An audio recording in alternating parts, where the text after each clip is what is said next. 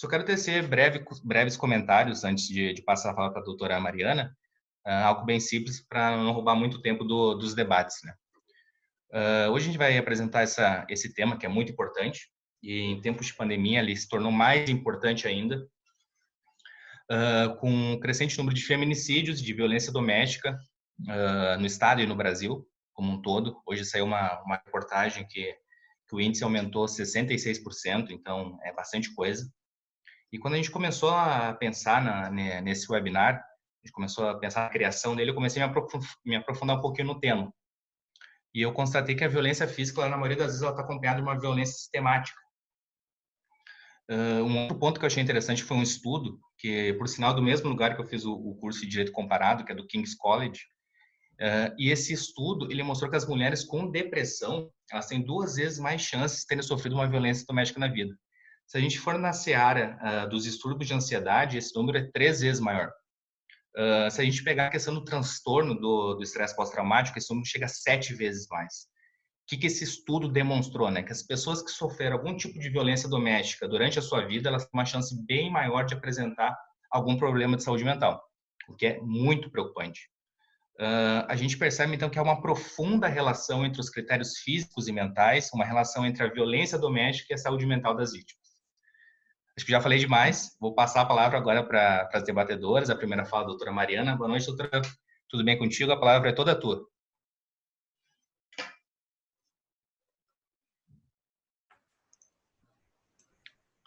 Doutora Mariana? A relação com a violência doméstica.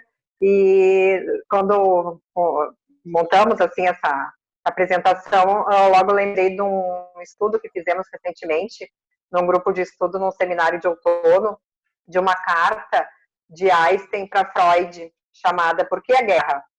E nessa carta, através de um diálogo, Einstein, ali, eclodindo a Segunda Guerra, conversavam por que a guerra, né?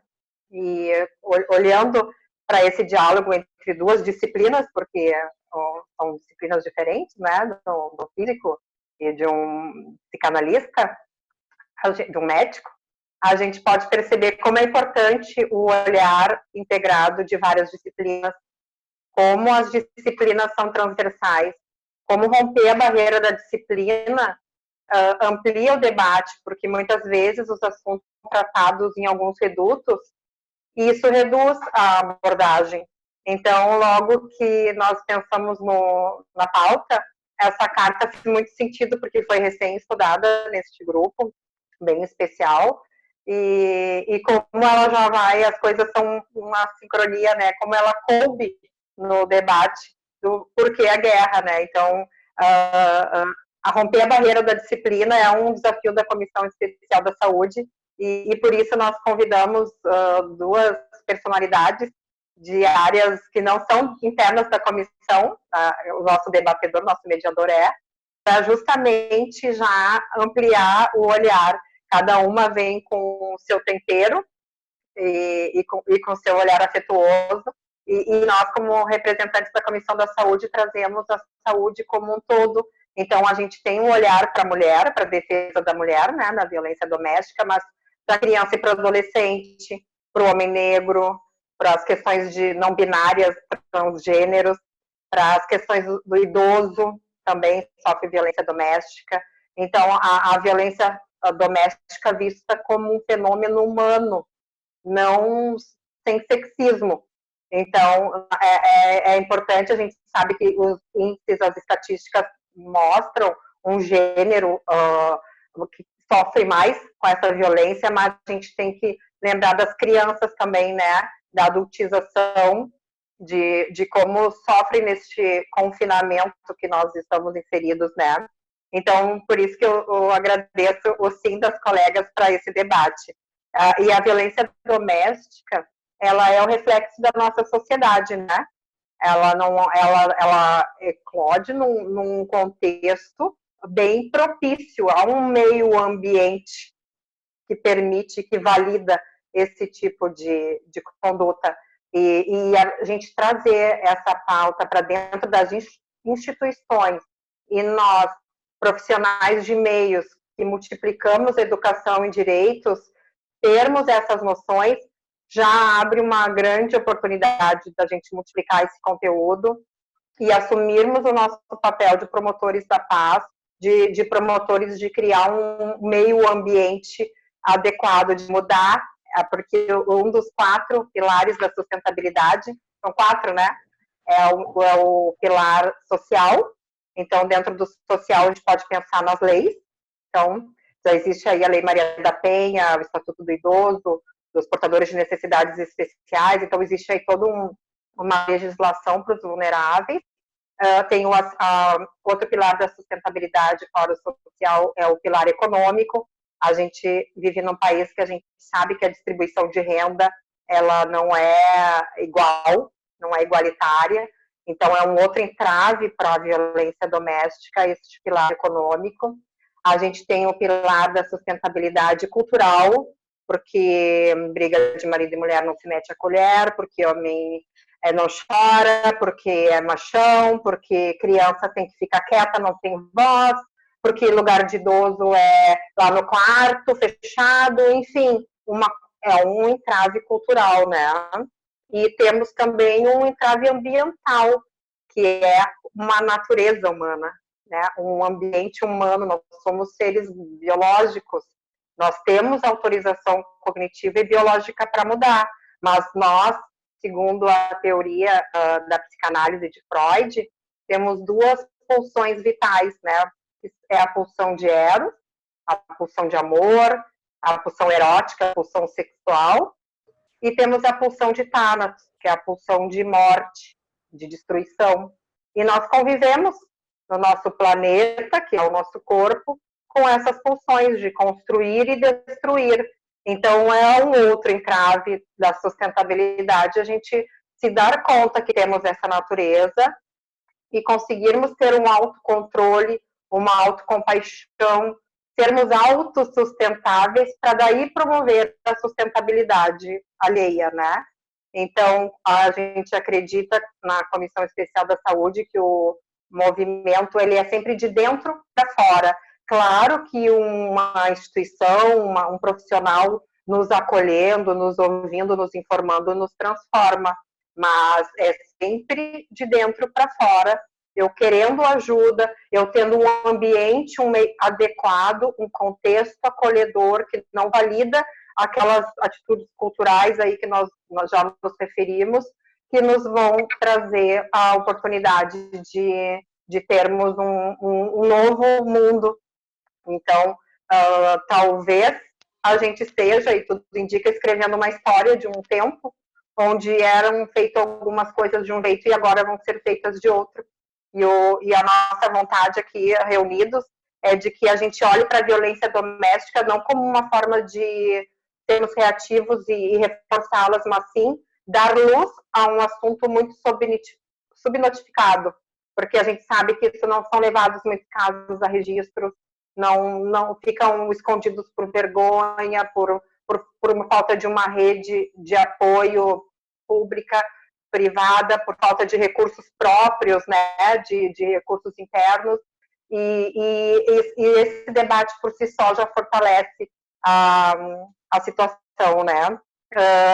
E é isso, né, a Comissão Especial da Saúde, ela protege tem interesse em participar de todo o debate onde os vulneráveis estejam desassistidos. A violência doméstica, ela está potencializada nessa época de convívio social limitado, porque a gente sabe que as pessoas estão com um movimento de contração muito forte, estão muito contidas nesses impulsos que nós falamos, e não estão podendo desviar, dar vazão para eles através do esporte, do estudo, da cultura, e com essa contração, às vezes muito contida, pode acabar no movimento de explosão, pode acabar no movimento de expansão exacerbada, o que desencadeia nessa violência, que pode ser tanto física, sexual, moral, patrimonial, enfim, de várias ordens, o que a gente refuga, né? Tá? Eu agradeço e gostaria de deixar uma pergunta para a doutora Patrícia no momento adequado, que a próxima é a doutora Cláudia. Eu gostaria de saber se São as emoções que nos dominam ou nós dominamos nossas emoções? Obrigada. Ela fala, doutora, achei bem interessante essa abordagem, não só da vítima, a mulher, que é a maioria dos casos, mas também dos idosos, das crianças, né? Foi bem interessante. Quero falar para o pessoal, se quiser deixar alguma pergunta, é só colocar no chat aqui que eu vou ler depois. Podem ficar bem à vontade, sintam-se em casa, estão em casa e sintam-se em casa para fazer qualquer tipo de questionamento. Agora eu vou passar a fala para a segunda debatedora, a doutora Cláudia. Boa noite, doutora, tudo bem contigo? Fala é tua. Boa noite, é um prazer estar com vocês aqui, junto com a Comissão Especial da Saúde, com o doutor Lucas, com a doutora Mariana e com a nossa outra convidada, a doutora Patrícia Lago. É um prazer tê-la aqui. Eu sempre tenho comentado que todo o tema da violência doméstica, ele tem sido muito debatido mais internamente entre os órgãos e as entidades que se ocupam do tema. Então, é muito comum todos os nossos debates, e aí nós incluímos todas essas entidades que eu diria para vocês, a OAB, o Tribunal de Justiça, a Polícia Civil, o Ministério Público, Defensoria Pública e todas as ONGs que tratam também dessas situações no nosso estado. O que nós estamos percebendo agora com a situação da pandemia? Obviamente que as situações que eram complexas, elas não melhoraram com o isolamento, né? A tendência é justamente o contrário, elas pioram porque nós estamos submetidos, como diz a doutora Mariana, a uma pressão muito grande, né? E uma preocupação também muito grande, né? Há uma série de incertezas com relação ao futuro, né? Determinadas pessoas que têm um grau de trabalho autônomo muito grande estão literalmente sem trabalho. Então, a gente tem que considerar aqui essa situação de violência doméstica, e também é importante referir que ela ocorre em todos os níveis sociais da mesma forma. Então, nós não estamos aqui falando de dificuldades, olha, tem uma zona que é mais prevalente. Não, existem zonas mais violentas no estado, como em todo o Brasil. Mas o fato é que o fenômeno é mundial. E o interessante disso é que em 2018, a ONU classificou a violência doméstica como uma pandemia. E esse tema da pandemia ficou simplesmente apagado, porque só entre essas entidades o assunto era debatido. Com a pandemia atual da Covid-19, o que nós temos? Nós temos, como hoje de tarde ainda comentávamos, uma pandemia dentro de outra pandemia. Então, a dificuldade de se manejar com todas essas situações é muito difícil mesmo. As pessoas têm uma dificuldade muito grande e há necessidade, então, de um serviço público, de uma série de ações, né? A rede de acolhimento como um todo, e que hoje tem dificuldade de acesso, né? Nós temos ainda necessidade de políticas públicas muito mais efetivas. Nós temos uma legislação que é bastante completa e é considerada a Lei Maria da Penha a terceira melhor legislação do mundo em termos de violência doméstica. Então, o nosso problema não está barrando dessa solução na legislação. A legislação existe e ela é bem completa e muito abrangente. Então, o que nós precisamos fazer? Eu acho que esse é o primeiro momento, e é um marco muito importante, inclusive dentro da nossa instituição. É a primeira vez que conversamos sobre violência doméstica fora da Comissão da Mulher Advogada. Porque o tema tomou agora, não é que ele tenha tomado uma proporção tão maior, ela realmente cresceu demais, mas o tema passou a ser do domínio de todos. Não se tem mais a violência agora como aquele assunto incômodo que estava se colocando à margem da discussão, embaixo do tapete.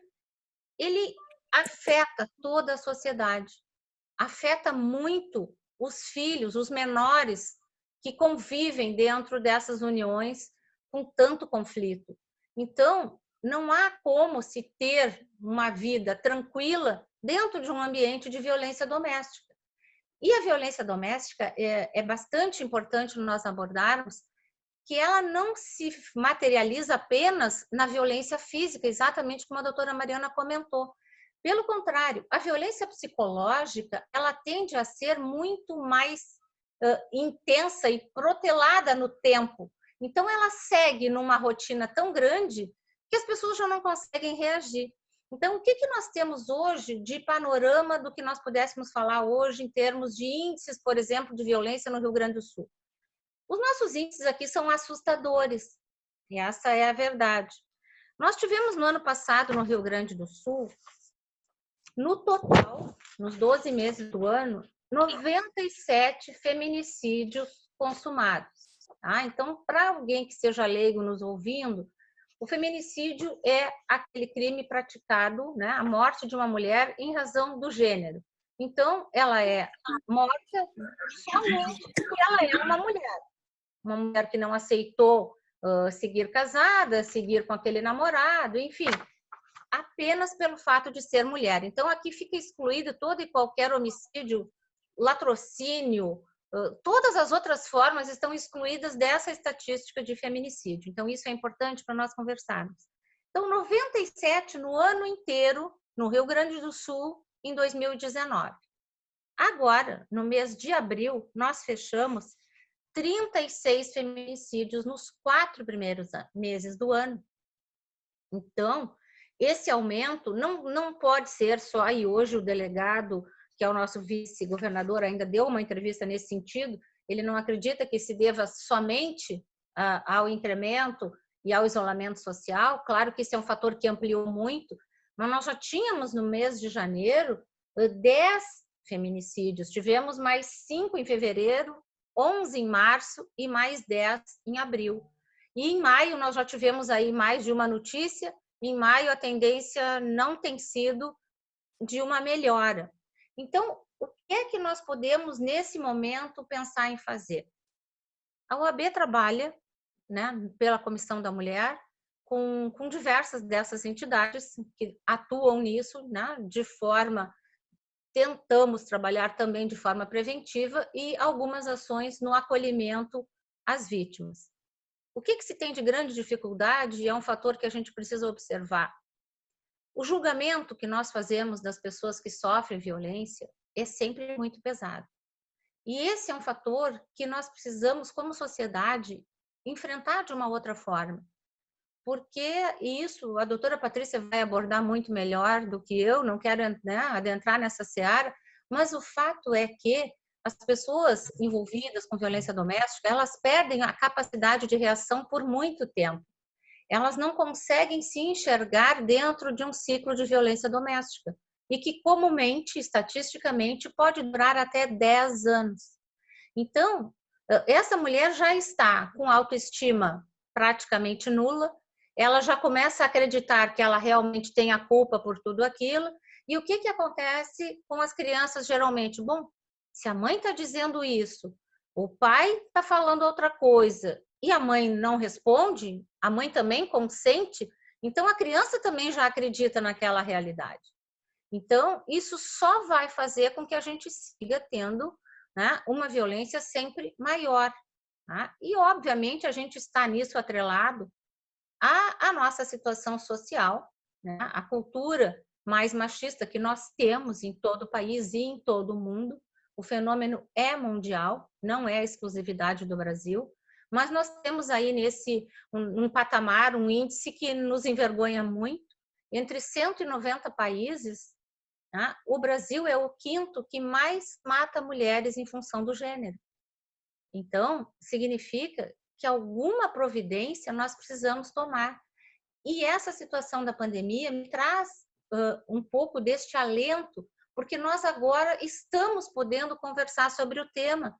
Né? Nós fizemos na CMA campanhas para conscientização dos vizinhos, para que se peçam auxílio. Se alguém está ouvindo, vamos sim interferir, porque aquela gritaria, aquela choradeira que se escuta, né, de um lugar para outro, ela pode ser o feminicídio da semana seguinte. E às vezes se consegue evitar, sim. Então a gente precisa ter esse olhar e essa empatia com o próximo, tá? E com as pessoas, com as famílias que estão nesse ciclo muito doente, tá? Para que se possa tentar mexer um pouco nessa realidade. Porque isso está impactando e está fazendo com que nós não temos medidas específicas até agora, né? Tivemos uma alteração da Lei Maria da Penha e nós já estávamos trabalhando um pouco na comissão, nos juizados de violência doméstica em Porto Alegre também, com os grupos reflexivos, que trabalham com os homens que estão envolvidos na violência. Porque o que a gente tem percebido? Nós conseguimos separar, tirar aquela mulher daquele ciclo de violência, e como ele não sabe se portar diferente, ele foi criado dentro daquele modelo, ele vai formar um novo ciclo familiar e a situação volta a se repetir. Então, o trabalho precisa ser muito amplo, de muita conscientização. Então, nós precisamos de muita gente interessada. O Brasil não tem tido, né, isso de uma forma geral, o Estado brasileiro, né, seja no nível federal, estadual ou municipal, a incapacidade de aplicar recursos técnicos, financeiros para este tema tem sido praticamente zero. Então, se o tema fica totalmente invisibilizado, ele não vai melhorar, né? Não vai ter uma situação de, bom, esse ano a gente conseguiu reduzir 10%, ano que vem a gente reduz 20%. Não, nós estamos no mesmo desespero da pandemia. Nós estamos só no ciclo ainda ascendente e nós não conseguimos chegar num mecanismo de alteração do panorama. Então, essas políticas públicas precisam aumentar, a sociedade precisa colaborar, precisa contribuir, e para que vocês tenham uma ideia do que eu falo nesse sentido, dos 10 feminicídios que nós tivemos no mês de abril, nenhum deles tem uma ocorrência prévia registrada. Então, não eram mulheres que tinham medidas protetivas em vigor. Eram mulheres que vinham tendo algum tipo de problema, mas que não tinham ainda chegado naquela situação de poder denunciar. Então, os serviços precisam aumentar, a sociedade civil como um todo precisa fazer o seu trabalho para que a gente possa ampliar um pouco essa proteção. Hoje, o que nós temos disponível? A Polícia Civil do Estado é muito atuante. Na página da Polícia Civil, nós temos agora tem um telefone de WhatsApp que a Polícia Civil atende nesse período da pandemia direto. Nós temos também a delegacia online, as ocorrências podem ser registradas ali. Claro que as que têm maior violência precisa ir até o plantão, até a DEAN, para que possa fazer, enfim, toda a análise, todo o exame. Mas nós temos esses meios, né? Tem uma série de órgãos que também pode auxiliar nessa denúncia. E temos, basicamente, o telefone 190 da Brigada, que nós precisamos contar muito com a nossa Brigada Militar.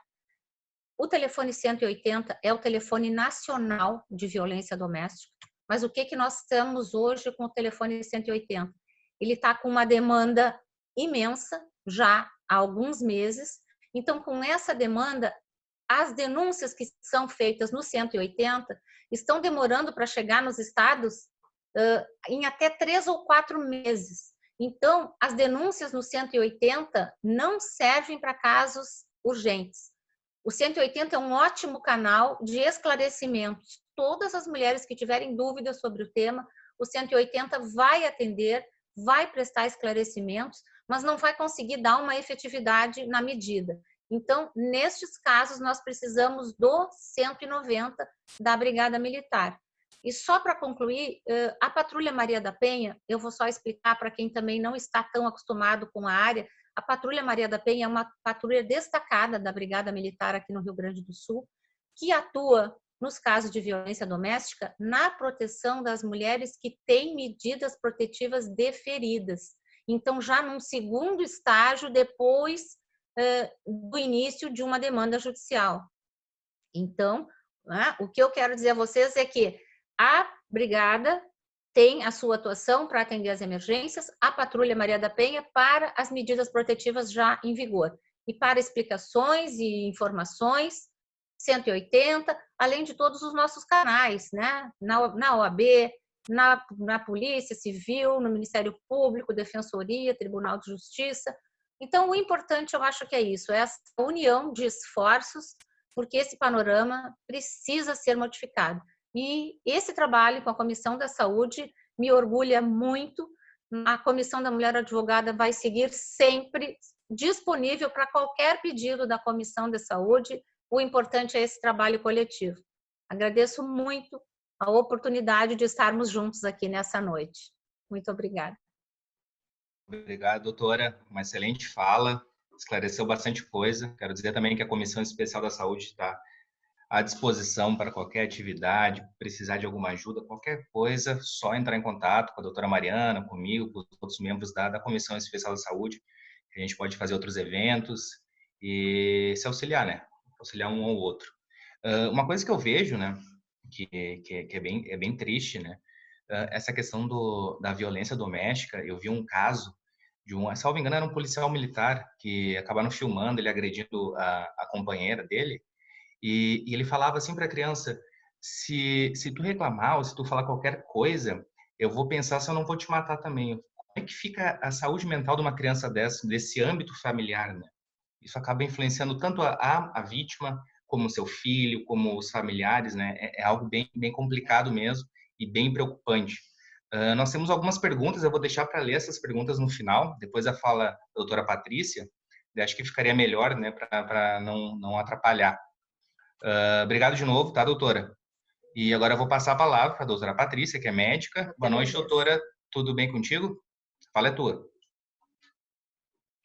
Boa noite. É um prazer, uma imensa satisfação estar aqui participando desse debate fundamental, ainda mais nesse momento de confinamento, em que esses índices estão todos aumentados de uma forma assim, realmente alarmante, né?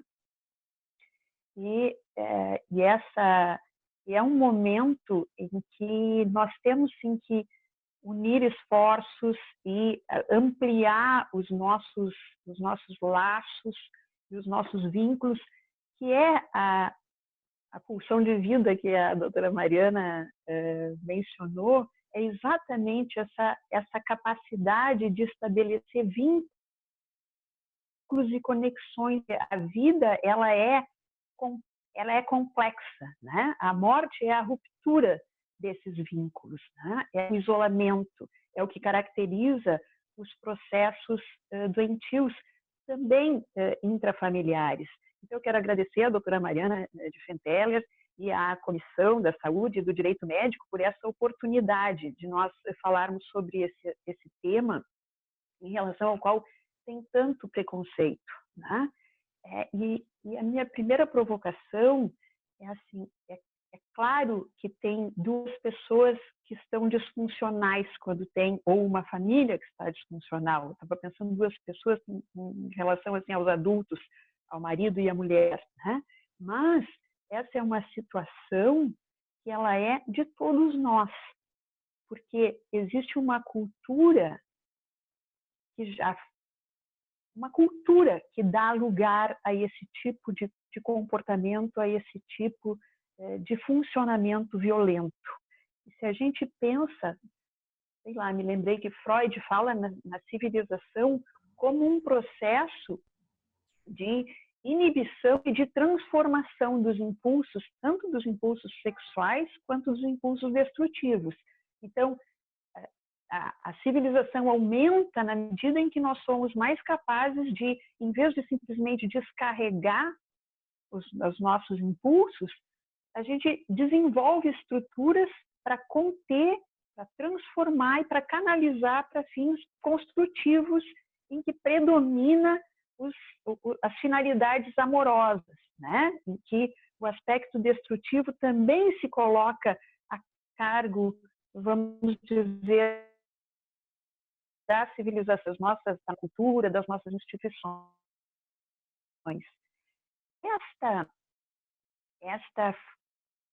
Esse processo civilizatório, ele é retomado cada vez que nasce uma nova criança, um novo bebê.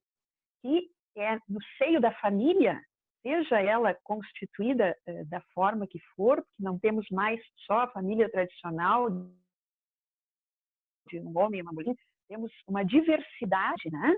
E é no Winnicott foi um autor, um psicanalista inglês, que deu um especial ênfase no papel, ele falou no papel do ambiente, né? E que o ambiente, ele precisa ser, o termo que ele usou foi facilitador, porque a função um ser humano ele precisa de um ambiente facilitador para poder desenvolver as suas potencialidades. E é exatamente o primeiro ambiente de um bebê é a mãe, que depois amplia para o ambiente familiar. Então, a família, essa função essencial de proteção dos seus integrantes, que numa ponta tem o bebê e na outra ponta tem o idoso, e no meio tem todos os seus integrantes. E se a gente está num processo, num funcionamento pouco civilizado, o que vale é a força, é a violência que domina. Mais quem fala mais alto, ou quem paga a conta, ou quem tem mais força, e aí pode ser um adolescente que submete os pais, pode ser os adultos que submetem, pode ser até uma criança, que às vezes, né? Mas claro, a situação mais comum é muito mais, olha, é um páreo difícil, se é a mulher ou as crianças, porque sempre que tem uma família, a violência é dividida a só um dos seus membros, né? Se a mulher é vítima de violência, os filhos vivem aterrorizados da mesma forma, né?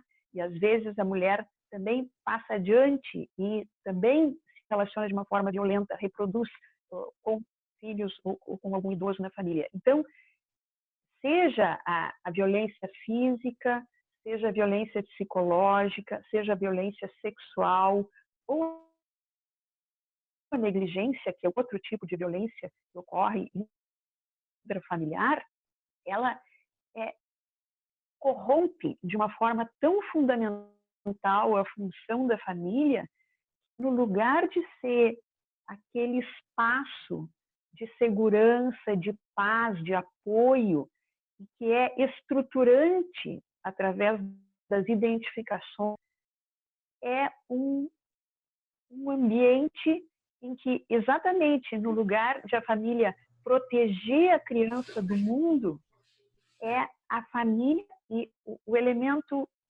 mais representante da justiça, inclusive da lei, que é o pai, né? Então, Lacan chamou em lei do pai, de tanto que essa figura está associada com o exercício da lei, né? Essa própria célula, ela passa a exercer o efeito contrário, e aterrorizar, impor, maltratar, violar, de diferentes formas. E isto, ao longo da humanidade, nós estamos vivendo um período, assim, há um enorme progresso nesse sentido. É lamentável que no terceiro milênio nós ainda tenhamos que conversar sobre isso e que haja uma tal negação da sociedade desse fenômeno que representa uma conivência, né? Quer dizer, é como se nós considerássemos que nada de tão grave está acontecendo, né? Mas ao longo da história da humanidade, já foi respaldado por lei o exercício de violência pelo chefe da família, pelo homem, né? Em alguns lugares ainda é. Né? Então, nós viemos progredindo nesse sentido, mas de uma forma subjacente, seja num nível inconsciente, seja subconsciente, há ainda uma lamentável cultura que valida é uma cultura machista, não tem como chamar de outra forma, né? Em que atribui ao homem esse poder de domínio e controle sobre os demais membros da família e sobre a mulher. E toda a sociedade, vamos dizer, a gente vem progredindo. A Declaração dos Direitos Humanos, depois a Declaração dos Direitos da Criança, de 88, a lei mais recente que dá um estatuto à criança de um sujeito que precisa e deve ser respeitado e as suas necessidades atendidas. E Freud teve um papel bem importante nesse reconhecimento da importância da criança, que as crianças ficavam à margem, né? que passaram, então, a ser tratados como seres complexos que são e que estão ali em formação. E que se nós vamos formar... Agora me lembrei de uma passagem do Winnicott, e ele fala na família como, não só como a base da sociedade, mas ele fala também como a base da democracia. Porque se no ambiente familiar as relações se dão num contexto de respeito pela individualidade, de respeito pelas peculiaridades de cada um, pelas diferentes necessidades, e se não, se inclusive o que está submetido às leis, que ele não pode fazer o que quiser, nem o pai, nem a mãe, ninguém pode fazer o que quiser.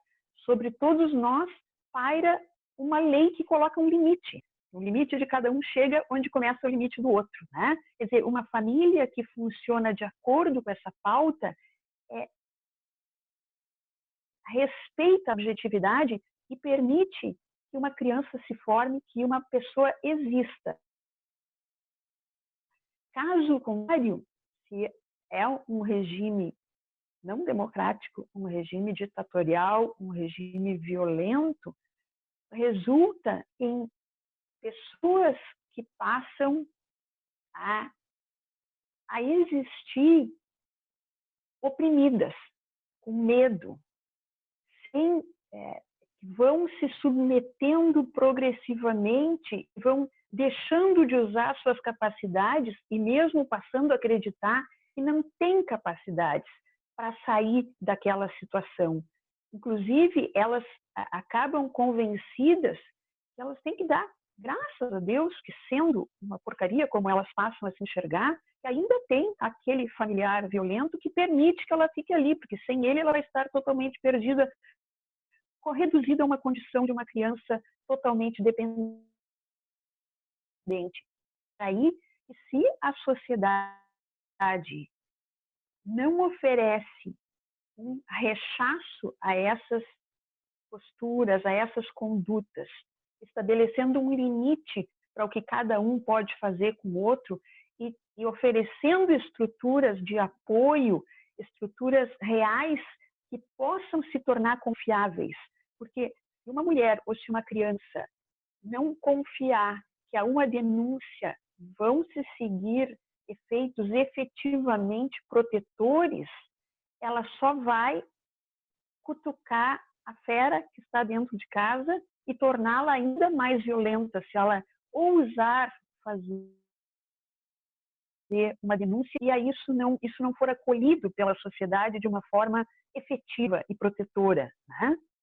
Então, as consequências para a saúde mental, elas são devastadoras e elas persistem não só ao longo de toda a vida da pessoa vítima de violência, porque as gerações seguintes também vão ser marcadas por esse psiquismo que se estruturou sob a égide da violência, do desrespeito, da violação.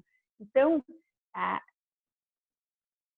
os sintomas são múltiplos, desde insônia, pesadelo, múltiplos sintomas somáticos.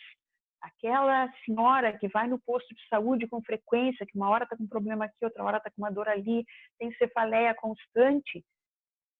Um dia nós vamos aprender na faculdade de medicina que tem que investigar a violência doméstica, porque as pessoas elas passam a tratar aquilo como uma condição natural, não propriamente natural, porque tem vergonha, isso é escondido.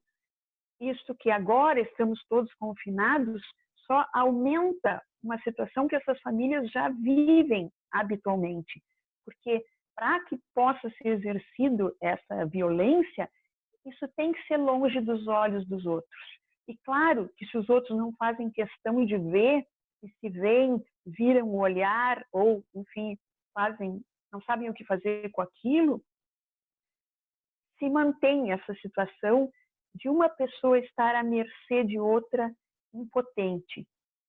Então, as consequências a curto prazo, quanto déficit de atenção que está por aí, são crianças que estão com o pensamento em casa porque não sabe se o pai poderá ter matado a mãe ou o que está acontecendo em casa. Distúrbios de conduta, de ansiedade, distúrbios de sono, de alimentação,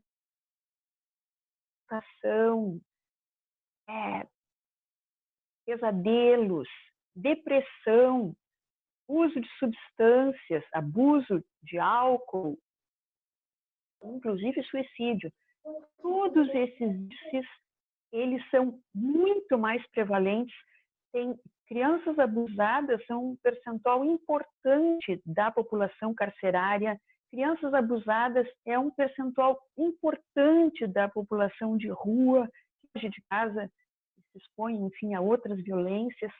Então, a fratura, o autor Shengold, que ele fala no assassinato da alma, que dá uma ideia do impacto disto e como, pelas identificações, porque a família também é um ambiente em que nós formamos as nossas identificações. E se numa família tem um ser lento e outros seres submetidos, a criança aprende ali que tem como que duas opções.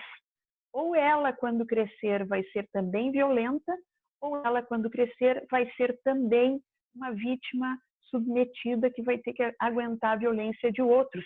E isso vai reproduzindo um ciclo transgeracional de repetição da violência. E se nós estamos, como sociedade, evoluindo no sentido de reprimir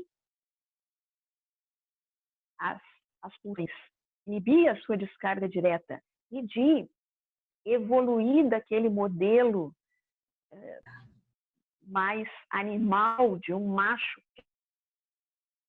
que domina um grupo, isso se dá através desse processo de reflexão sobre as nossas práticas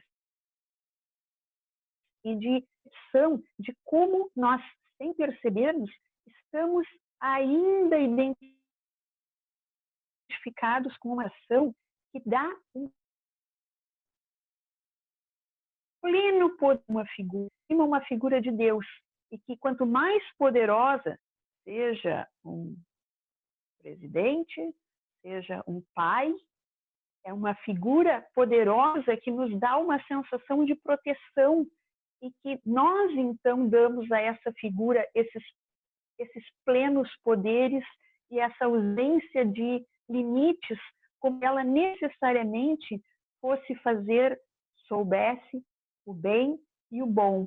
E nós, vamos dizer, infantilizados, ficaríamos supostamente protegidos e sem poder criticar quando essa figura superior entre aspas, é claro, né? Se equivoca, se excede, e aí se estabelece um ciclo, porque na medida em que não se estabelece limite, a figura abusadora ela vai exercendo um poder cada vez maior, né?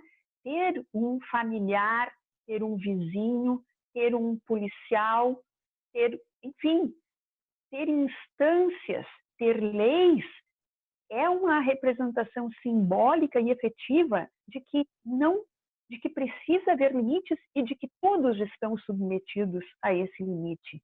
E que passa-se, então, a haver um repúdio que coloca as coisas num lugar civilizado, desejável, e que é um lugar que preserva a saúde e a existência dos distintos seres humanos que partilham qualquer espaço.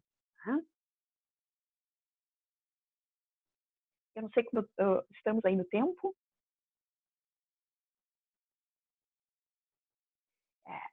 Então, eu vou falar mais um pouquinho.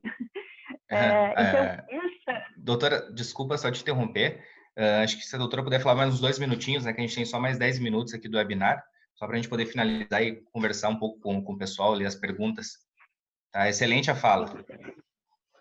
Então, essa cultura que aceita a violência como forma de resolução de conflitos, que atribui ao homem um papel de domínio e controle, e que estabelece papéis para os gêneros, ela não favorece um ambiente em que mesmo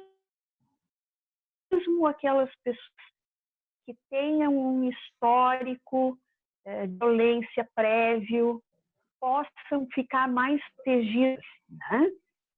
nesse contexto. Bom, acho que eu encerro por aqui para dar espaço aí para as perguntas, né? Muito obrigado, doutora. Uma ótima fala, bem clara. Eu queria destacar 2 pontos, né? O primeiro foi no início da fala da doutora Patrícia. Realmente, né, as pessoas elas ficam com um pouco de vergonha de procurar um psicólogo, um psiquiatra, né? Acho, não, só eu sou louco para procurar um psicólogo, eu sou maluco, eu tenho algum problema? E não é bem assim, né? Todo mundo deveria procurar um psicólogo, um psiquiatra para conversar, porque esses problemas que a gente acaba enfrentando na infância, né, que as pessoas, as vítimas enfrentam na infância, acaba refletindo na vida adulta, né? Outra parte que eu vejo que é importante, né, outro ponto que é importante é que, assim, a vítima, na maioria das vezes a mulher, ela deve ser ajudada, tem que ter todo um tratamento psicológico e etc. Mas a família também precisa de uma ajuda, porque senão aquela criança que vê a mãe apanhando vai acabar achando normal. Quando crescer, a próxima geração, ela vai acabar ocasionando e gerando o mesmo fato contra a sua nova esposa, contra os seus filhos. Então é algo assim muito preocupante. Tem que ter todo um tratamento para a mulher, para os filhos, para os familiares, né? Tem que abordar toda essa parte do âmbito familiar. Nós temos alguns questionamentos, eu vou tentar ler alguns, né? Nós temos 9 minutos. Da doutora Ana Paula, que é membro aqui da Comissão Especial da Saúde, ela perguntou: a cultura do machismo seria um ambiente que vivemos? Como quebrar essa cultura? Como a gente pode fazer isso em relação às crianças? Eu não sei qual debatedora gostaria de esclarecer essa questão. Fiquem à vontade. Como a gente poderia quebrar essa cultura do machismo, né? Eu vou começar depois, né? A maneira de quebrar uma cultura é poder refletir sobre ela, é poder adquirir um senso crítico sobre o aspecto absurdo dessas distorções, porque isso é absurdo não só no que se refere às mulheres, mas também aos homens, porque essa cultura exige que o macho seja um ser insensível, que não tenha fragilidades, que não tenha dificuldades, que não tenha dores. Agora, estamos todos apavorados e assustados, com medo de perda de renda, de emprego, de quebra da empresa, além do vírus e de todas as outras situações.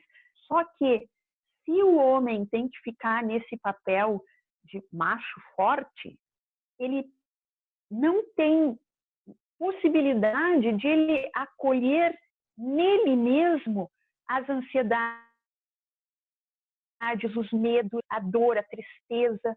Ele precisa, então, expulsar, projetar no outro que fica, então, portador de toda a fragilidade e que é um ser desprezível porque frágil e que merece apanhar e que merece serve como, fica uma presa que serve para a descarga de todas essas sensações ruins, intoleráveis, porque não cabem na imagem do macho, conforme essa cultura distorcida promove, né? Então a gente precisa educar Se eu as crianças puder de outra complementar, forma. não é nem complementar, mas eu queria só acrescentar bem rapidamente a minha preocupação, e eu comentei isso com a doutora Patrícia, quando conversamos com a doutora Mariana e com o doutor Lucas também, é o pequeno número de serviços de psicologia e de psiquiatria que nós temos à disposição da população. Então, esse fator preocupa muito. Então, nós não vamos conseguir hoje, rapidamente, uma orientação para essas famílias, para essas crianças que não estão enfrentando uma situação de violência em todo o Brasil. Nós temos camadas da população que vão ter acesso. Então, eu acho que a gente precisa difundir algumas situações em que a gente pode ensinar nas comunidades, trabalhos que a própria OAB pode fazer. Nós fazemos um pouco no OAB Vai Escola, mas podemos criar algumas coisas nesse sentido.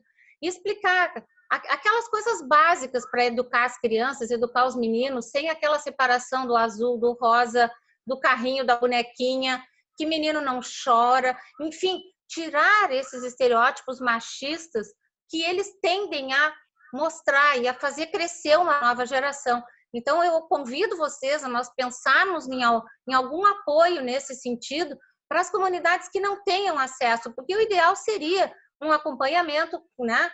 A doutora Patrícia está aqui, nos deixa assim, meu Deus, eu estou encantada com a sua fala, e aqui já vi aqui no chat, eu também quero lhe ouvir mais, muito mais. Mas a gente precisa achar uma forma de ajudar quem tem pouco acesso. Esses me preocupam muito, muito. E a gente pode acompanhar também como é tênue a linha entre o público e o privado, como o direito à privacidade e os direitos sociais se confundem quando intervir, quando não intervir. A gente também pode perceber que estamos todos interligados, que o que acontece lá na China reverbera aqui na minha casa, né? O que parece tão distante está próximo. Então, ressignificar os conceitos, né? É uma demanda atual. A gente agradece, a gente ficaria horas ouvindo, né, as doutoras falar sobre os assuntos, são expoentes na área, e muito obrigada pelo debate. As perguntas, né, podem ser direcionadas também para o nosso e-mail da comissão, e ajudem a gente a criar projetos de impacto social para que a gente possa manter acesa essa chama dessa conversa, né, e lutarmos contra a violência doméstica. Obrigada. Eu agradeço muito a oportunidade de ter estado aqui com vocês. Não conhecia ainda o doutor Lucas, nem a doutora Patrícia, a doutora Mariana sim já conhecia, mas de qualquer forma, doutor Lucas já sabe, a Comissão da Mulher Advogada não é restrita apenas às mulheres, é uma comissão que acolhe. O nosso objetivo é trabalharmos na instituição lado a lado, né, com igualdade. Somos todos metade da instituição, então todos convidados, e todo mundo pode contar no que for possível. A CMA estará sempre de portas abertas para quaisquer projetos que nós possamos colaborar. Obrigado pela oportunidade, um prazer imenso ter estado com vocês e lhe conhecer, doutora Patrícia, foi um grande momento. Muito obrigada. Nós estamos encerrando pelo jeito, ou vamos ter mais perguntas? Então, doutora, eu acabei de receber uma mensagem aqui do TI da OAB, eles me falaram que essa sala não tem 1 hora, que é finalizável, então a gente pode conversar mais um pouco. Acho que a gente pode ler mais umas 2, 3 perguntas, né? Acho que seria bem proveitoso, já que a gente está numa conversa bem fluida, então acho que eu vou fazer mais uns 2, 3 questionamentos, né, que o pessoal mandou aqui no chat, e depois a gente pode encerrar. Tem uma pergunta que umas 2 pessoas já fizeram sobre os números de feminicídios e de violência doméstica aqui no estado e no Brasil. Queria saber também como é que estão esses números, né? Se alguém poderia explicar, uma das debatedoras. Doutora Cláudia? Aqui o inverso do microfone. Para mexermos nesses números, nós temos algumas situações que já estão em andamento aqui no Rio Grande do Sul. Tá? Nós temos no RS Seguro, que é um programa de segurança do governo do estado, eles constataram que reduziram diversos índices de violência e não conseguiram frear nenhum índice de violência contra a mulher. Então, com base nisso, eles chamaram todas as entidades envolvidas nisso. Então, nós estamos iniciando um projeto que começou no final de fevereiro, aí agora já reiniciou, né, virtualmente. Então, é um projeto que está se iniciando com todas essas entidades trabalhando conjuntamente. Então, nós estamos fomentando ideias, cada um nas suas áreas, né, o que cada instituição pode contribuir, mas a ideia é fazer agora um esforço comum, um trabalho entre todas as instituições, inclusive talvez uma cartilha, um atendimento, Então, conversarmos entre todas as instituições, porque senão essa mulher que sofre a violência, ela precisa ir de um lado ao outro, não tem a comunicação, consegue uma coisa, não consegue a outra. Então, unindo esforços e o trabalho, nós acreditamos que isso vai ter aqui algum reflexo positivo. Mas nós precisamos, inevitavelmente, de recursos públicos. Nós precisamos investir em campanhas, nós precisamos investir em atendimento. Há necessidade de recursos públicos. E aqui já fica uma posição da advogada que tem também por missão e por regimento na comissão trabalhar com mais mulheres na política. Então, não apenas mais mulheres na política, mas os homens que quiserem se candidatar e que tenham políticas efetivas de violência doméstica terão o meu respeito. Obrigado, doutora. Não sei se alguma outra debatedora queria acrescentar alguma coisa. Eu posso passar para a próxima pergunta? Acho que vou passar para a próxima pergunta, então. Uma dúvida que a Michele Flores mandou. Às vezes, quando a mulher ela não faz a denúncia, outra pessoa poderia fazer, algum familiar? Como é que funciona? Quem poderia esclarecer essa dúvida, né? É só a mulher, familiar, o filho? Como que é essa questão?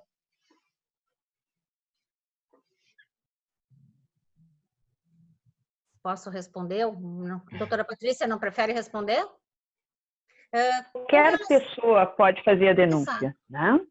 Exato. Qualquer pessoa, profissionais têm obrigação compulsória de denunciar quando tem, enfim, percebem, né, situações de violência contra a criança e contra a mulher. O que a gente, exato, tanto é que a gente pede para os vizinhos chamarem, né? Enfim, essa denúncia inicial ela pode ser feita por todos, mas o que nós precisamos é ter uma forma de acolhimento para essa mulher que tem dificuldade em fazer a denúncia, porque ela precisa ser fortalecida, ela precisa entender que está dentro de um processo de uma relação doentia e precisa ser fortalecida. Porque o que acontece? Senão, ela retorna para aquele ciclo, volta a sofrer tudo aquilo de novo, porque ela ainda não conseguiu enxergar um panorama diferente daquele. Então, essa é a dificuldade, aquilo que eu disse no início, para nós não julgarmos essas pessoas. Porque talvez elas voltem, sim, num primeiro momento, para aquele agressor, mas elas vão ter que ter auxílio para entender que não deve voltar, que não tem como melhorar se não for um tratamento global, né? E, às vezes, efetivamente, a separação é o único remédio viável. Mas o fato é que precisa ter um apoio para enxergar essa realidade e conseguir realmente sair desse ciclo sem retornar. A gente sabe também que com as escolas agora fechadas, a escola sempre foi uma fonte de muito apoio para criança e adolescente. E nesse tocante, sem escola, essa contração está mesmo na intimidade e como esse binômio do que é público e que é privado repercute na nossa vida, até quando intervir, né? E sem escola, sem os defensores, todos somos os promotores. É um direito público, é um exercício de cidadania, de dignidade, de solidariedade. Então, inúmeros princípios autorizam que possamos todos fazer essas denúncias, né? Isso mesmo, né? Eu vejo que é um ciclo, né? Um ciclo de abuso e que muitas das vezes é difícil da mulher sair desse ciclo por inúmeras maneiras, inúmeros fatores, questão de renda, questão do filho, questão da família, né?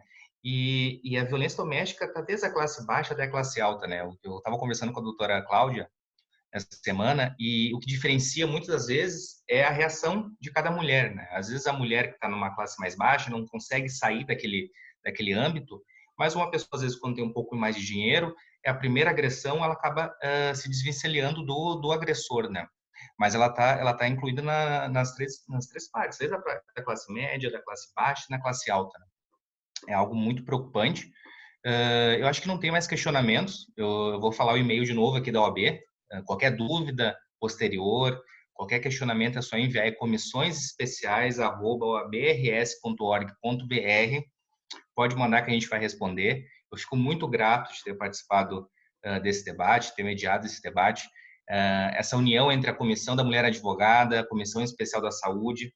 Eu espero que a gente possa fazer outros eventos, né, com outras comissões, toda a OAB, também no interior, né, o interior às vezes fica um pouco esquecido, mas a gente tem que lembrar isso nas seccionais do interior.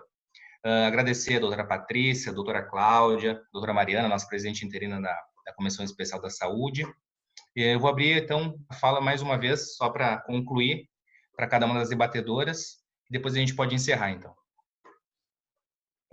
Eu posso iniciar dizendo novamente da minha satisfação de ter participado.